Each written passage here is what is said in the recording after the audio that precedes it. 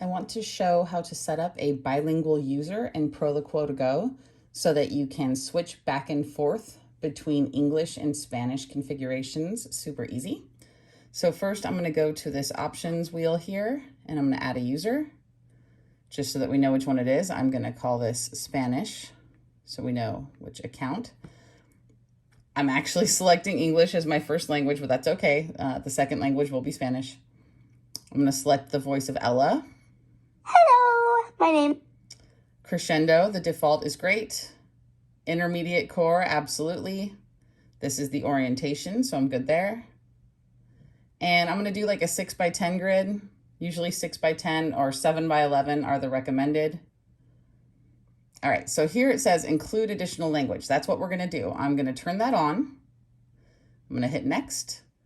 And by default, it's already set up to Spanish. So the three choices are French, Spanish, and Dutch. I am choosing Spanish.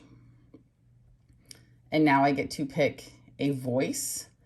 There's a few here to download. This one is Valeria, which should work. Hola, soy Val. Because I believe that's also a little girl's voice. Welcome Spanish. Now I'm going to hit finish.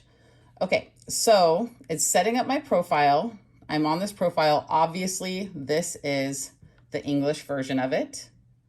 But if I go right here and I click where it says language, now I have the Spanish version. Now I want to show why it's really cool to have the same user with English and Spanish. And that's because you can import buttons across. So for example, if you look in people, I created a button in the English version called Betty, right there. If I go to my Spanish version, Betty's not in there. But what I can do is go to this little pencil icon, go up to this cog, and see add missing buttons from English. So anything I've created in English, it's going to throw into the proper place. So now you see I have Betty in my Spanish version, and I have Betty in my English version. They're not in exactly the same spot, but at least you don't have to customize multiple times for every single language setup. Obviously, Spanish and English are not identical, but if you know Spanish and if you know English, you can see why it's important to have the words in just about the same location so that as someone is learning both languages, or if they hear both languages, it's still a familiar flow for how they're going to communicate, whether that is in English or Spanish in a bilingual home.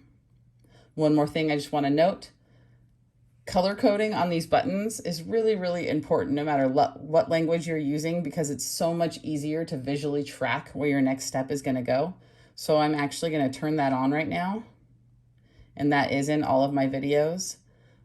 That was in the appearance, and I'm going to go into color code, change from fringe only to all. And that should have taken effect for both the English version and the Spanish version. You can pick if you want that to be darker or lighter. You can pick if you want another scheme, but turning on the color code so that the background color of those buttons has a specific color makes it so much easier on the user. So the user can track visually not only what they're trying to say, but also, you know, the pronouns are orange, the verbs are pink, etc. The nouns are going to be in yellow. It's really, really important for kind of just quickly saying what you want to say.